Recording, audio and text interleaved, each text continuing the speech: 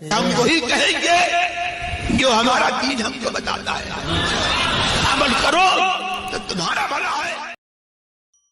سے دوسرے قوانین کے اندر ہوا کرتا ہے کہ اپنی ڈرائنگ روم کے اندر کوئی بیٹھ جائے صوفوں پر آرام سے اور کسی موضوع پر بحث کرے اور بتائے کہ یہ بل پاس کیا گیا، یہ ترمیم کی گئی، یہ مقالہ پڑھا گیا۔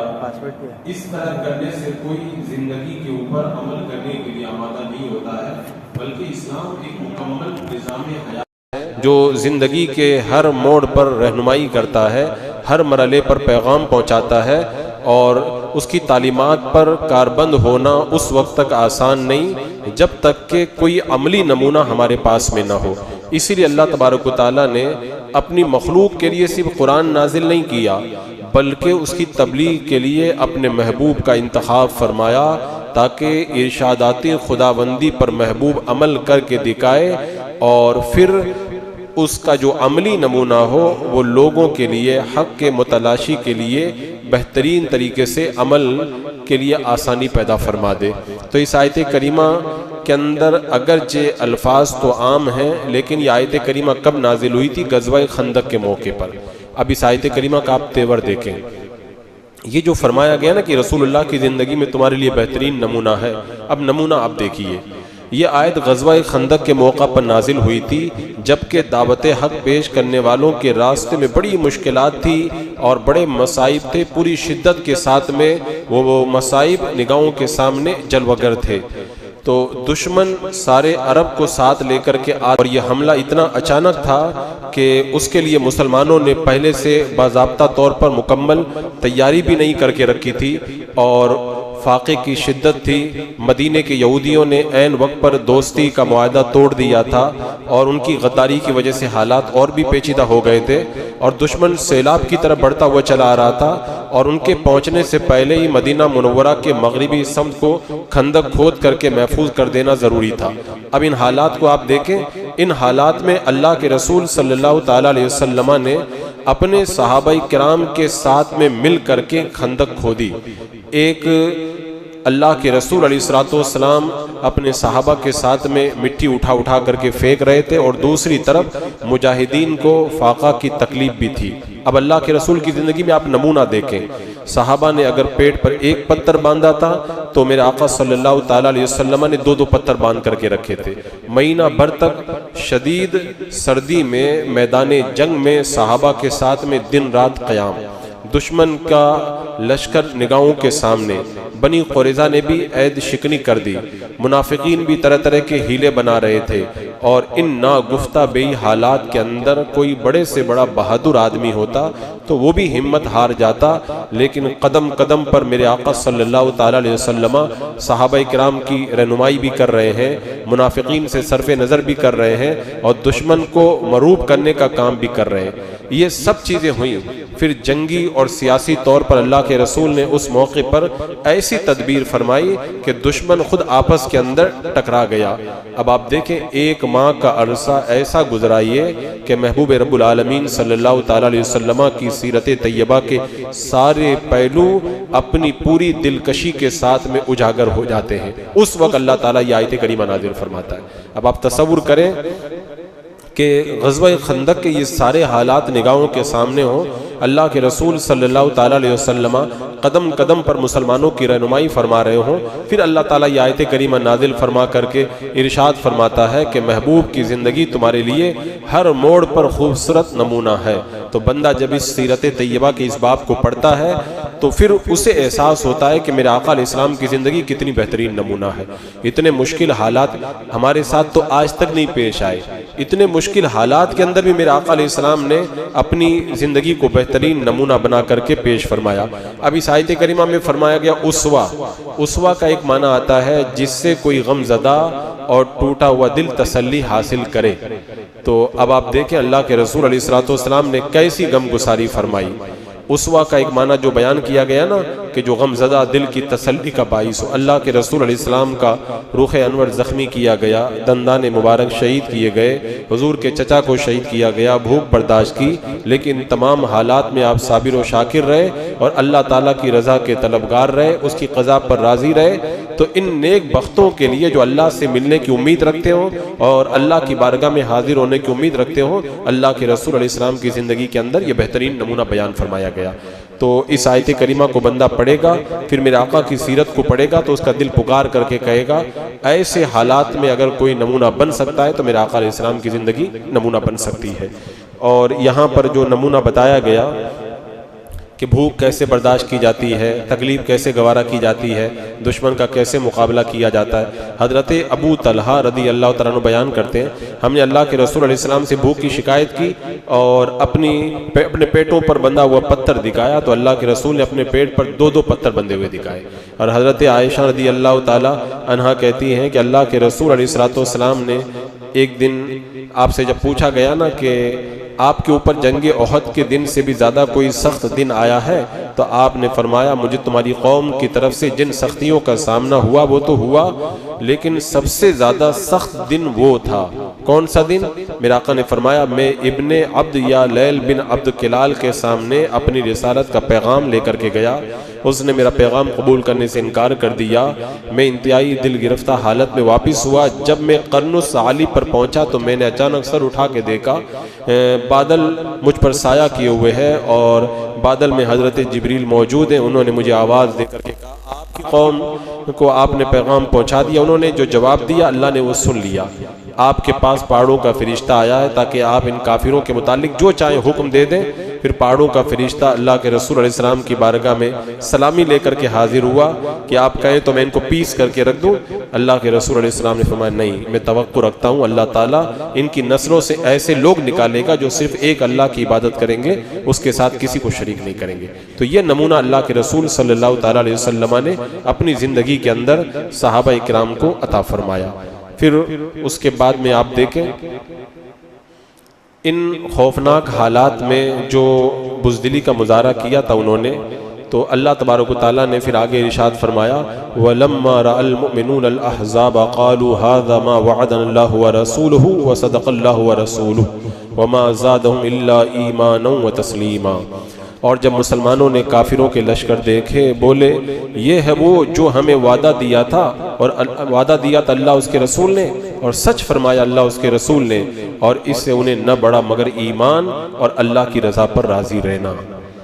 یہ ان مشکل حالات میں سے ایک اور حالت کا ذکر ہے کہ ان خوفناک حالات میں منافقین نے تو بزدلی کی تھی، لیکن مسلمانوں کے ایمان افروز حالات کا بیان اللہ نے یہاں پر فرمایا کہ جنہوں نے اللہ تعالیٰ کے محبوب کے قدموں میں اپنی جان اور اپنا دل نثار کر دیا، اور اللہ کے رسول علیہ السلام کے مقابلے میں جب کافر آئے، کفار کا لشکر آیا، تو انہوں نے ان حالات کو دیکھ کر یہ لوگ گھبرائے نہیں، بلکہ ان کا نور ایمان اور زیادہ بڑھ گیا اور اللہ کی رضا پر یہ اور زیادہ اپنی رضامندی کا اظہار کرنے لگے اور کہنے لگے یہ تو وہی چیز ہے جس کا وعدہ ہم سے اللہ اس کے رسول نے کیا تھا۔ یعنی جس طرح اس حملے کا وعدہ پورا ہوا، اسی طرح غلبہ اسلام کا وعدہ بھی اللہ تعالیٰ پورا فرمائے گا۔ اور یہ وعدہ کون سا وعدہ ہے؟ اس حوالے سے مختلف روایتیں ہیں۔ ایک روایت میں تو یہ ہے کہ جو آیت کریمہ نازل ہوئی تھی ام حسبتم ان تدخلوا الجنة ولما يأتكم مثل الذين خلوا من قبلكم مستهم البأساء والضراء وزلزلوا، اس آیت کریمہ میں جو فرمایا گیا تھا نا تم پر مشکلیں آئیں گی، تم ہلا دیے جاؤ گے، تو مشکلیں آ گئیں، اللہ اس کے رسول کا وعدہ سچا ہے۔ اور یا پھر وعدے سے مراد یہ ہے کہ خندق کھودتے وقت میں جو چٹان نمودار ہوئی تھی، 3 ضربیں لگا کر کے اللہ کے رسول علیہ السلام نے اس کو پارا پارا کر دیا تھا اور کہا تھا کہ شام، ایران اور یمن فتح ہوں گے۔ تو صحابہ نے کہا کہ اللہ اس کے رسول نے جو وعدہ فرمایا ہے وہ وعدہ بالکل سچا ہو کر کے رہے گا۔ تو یہ مسلمانوں کو اللہ اس کے رسول کے وعدوں پر کتنا یقین تھا، اس کو اللہ تبارک و تعالیٰ نے یہاں پر بیان فرمایا۔ اس کے بعد میں ارشاد فرمایا من المؤمنین رجال صدقوا ما عاهدوا الله علیہ ومنهم من قضى نحبه ومنهم من ينتظر وما بدلوا تبدیلا۔ اور مسلمانوں میں کچھ مرد وہ ہیں جنہوں نے سچا کر دیا جو عہد اللہ سے کیا تھا، تو ان میں سے کوئی اپنی منت پوری کر چکا اور کوئی راہ دیکھ رہا ہے اور وہ ذرا نہ بدلے۔ اس آیت کریمہ میں اللہ تبارک و تعالیٰ نے کن کا ذکر کیا؟ ان مردوں کا ذکر کیا، یعنی اہل ایمان میں ایسے جوان مرد پاک باز عاشق موجود ہیں جنہوں نے اپنے اللہ سے جو وعدہ کیا تھا اسے پورا کر دکھایا۔ خندق کھودتے وقت میں وہ وعدہ پڑھ رہے تھے نا کہ ہم نے اللہ کے رسول کے ہاتھوں پر جہاد پر بیعت کی، یا جب تک زندہ رہیں گے ہم جہاد کرتے رہیں گے۔ تو یہ صرف وعدہ نہیں تھا، جب وقت آیا تو انہوں نے سر کٹا کر جان دے کر اپنے دعوی محبت کی لاج رکھ لی، اور قیامت تک کے آنے والے عاشقوں کو بتا دیا کہ ہم نے جو کہا تھا وہ کر کے دکھا دیا۔ تو بعض صحابہ تو وہ تھے جنہوں نے سرپروشی اور جاں بازی کی منت مانی تھی، پورا کر دیا، اور جان دے کر کے شہیدوں کی صف کے اندر شامل ہو گئے۔ اسلام کے ان جانباز مجاہدین کا تو کوئی شمار نہیں، بہت سارے لوگ ہیں، اور ان مقدس ہستیوں میں سے حضرت مصعب بن عمیر ہیں۔ یہ اپنے مالدار باپ کے بڑے لاڈلے بیٹے تھے، بڑے خوش پوش تھے، ان کا بڑا قیمتی لباس آنکھوں کو خیرہ کر دیتا تھا، بڑے ناز و نعمت میں پلے تھے۔ اللہ تعالیٰ نے جب انہیں اسلام کی نعمت کے لیے چن لیا تو سب کچھ چھوڑ چھاڑ کر کے در مصطفیٰ کی غلامی اختیار کی۔ انصار مدینہ نے جب عقبہ کے میدان میں اللہ کے رسول علیہ السلام کے دستے حق پرست پر بیعت کی تو حضور صلی اللہ علیہ وسلم نے ہجرت سے پہلے حضرت مصعب کو مدینہ منورہ روانہ کیا تھا تاکہ وہاں جا کے اسلام کی تبلیغ کریں، اور ان کی تبلیغ کی وجہ سے اوس اور خزرج کے کئی لوگ مسلمان ہو گئے۔ گھر گھر میں توحید کا نور جگمگانے لگا۔ کوئی احد کی وادیوں کے اندر بھی انہوں نے میرے آقا صلی اللہ علیہ وسلم کی محبت میں شوق شہادت کے اندر جھومتے ہوئے جو حق کا نغمہ بلند کیا تھا۔ بالآخر یہ ان کی کیف و مستی کا عالم یہ تھا کہ اپنے بدن کا بھی ان کو ہوش نہیں تھا، اپنی ذات کی بھی فکر نہیں تھی، صرف ایک ہی دھن سوار تھی، اسلام کا پرچم جھکنا نہیں چاہیے اور اللہ تعالیٰ کے محبوب کو کوئی تکلیف نہیں پہنچنا چاہیے۔ زخموں سے چور چور ہوئے، گھرے، جام شہادت نوش کیا، جنگ ختم ہو گئی تو اللہ کے رسول علیہ السلام ان کے سرانے تشریف لائے۔ اسلام کے اس بہادر سپاہی کی لاش کے قریب کھڑے ہو کر کے میرے آقا علیہ السلام نے دعا فرمائی، پھر یہ آیت کریمہ کی تلاوت کی، من المؤمنین رجال صدقوا، یعنی کچھ لوگ تو وہ ہیں جنہوں نے اپنا وعدہ سچا کر دیا، یعنی یہی حضرت مصعب بن عمیر ہیں جنہوں نے وعدہ سچا کر دیا۔ میرے آقا نے فرمایا میں گواہی دیتا ہوں کہ اللہ تعالیٰ کے حضور میں یہ لوگ قیامت تک شہید ہیں، ان کے پاس آؤ، ان کے مزار کی زیارت کرو، اس ذات پاک کی قسم جس کے قبضہ قدرت میں میری جان ہے، قیامت تک جو بھی انہیں سلام کرے گا اس کو یہ جواب دیں گے۔ تو ان حضرات کے بارے میں یہ آیت کریمہ ہوتی ہے۔ اسی طرح اسی جنگ میں حضرت انس بن نضر کو جو بدر میں شریک نہیں ہو پائے تھے بڑا ملال تھا، ہمیشہ کہتے تھے کہ اگر کفر اور اسلام کا کوئی معرکہ ہوا اور میں اس میں اگر شریک ہو گیا نا، خدا نے مجھے موقع دیا تو دنیا دیکھے گی کہ میں اللہ کے رسول علیہ السلام کی بارگاہ میں کیسا جان کا نذرانہ پیش کرتا ہوں۔ تو جنگ احد میں شامل ہوئے، لشکر اسلام کے اندر جب خلبلی مچ گئی تو یہ افواہ پھیل گئی کہ اللہ کے رسول علیہ السلام شہید ہو گئے، تو کچھ مسلمان تو دل شکستہ ہو کر کے بیٹھ گئے۔ یہ پاس سے گزرے، پوچھا یوں بیٹھ کر کے کیا کر رہے ہو؟ جب حضور شہید ہو گئے تو چلو ہم بھی اپنی جانوں کا نذرانہ پیش کرتے۔ انہوں نے للکارا کہ رسول اللہ کے بعد میں زندہ رہ کے کیا کرو گے، آؤ ہم بھی جان دے دیتے ہیں جس کے لیے اللہ کے رسول نے قربانی پیش فرمائی۔ تلوار کو نیام سے نکالا، دشمن پر ٹوٹ پڑے اور زبان سے یہ کہتے جاتے تھے قسم ہے اس ذات کی مجھے جنت کی خوشبو آ رہی ہے، اور مجھے یہ خوشبو احد پہاڑ کی طرف سے آ رہی ہے۔ یہ کہتے کہتے شہید ہو گئے۔ شہادت کے بعد میں جب ان کے زخم گنے گئے تو 80 سے بھی زیادہ تھے، کوئی عضو سلامت نہیں تھا، پہچان بھی نہیں ہو رہی تھی۔ ان کی بہن نے ان کی انگلیوں کے پورے دیکھ کر کے ان کو پہچانا تھا۔ تو انہی حضرات کے بارے میں اللہ تبارک و تعالیٰ نے یہ آیت کریمہ نازل فرمائی تھی، یہ وہ لوگ ہیں جنہوں نے اپنا وعدہ پورا کر دیا ہے۔ اور کچھ وہ لوگ ہیں جو ابھی انتظار کر رہے ہیں۔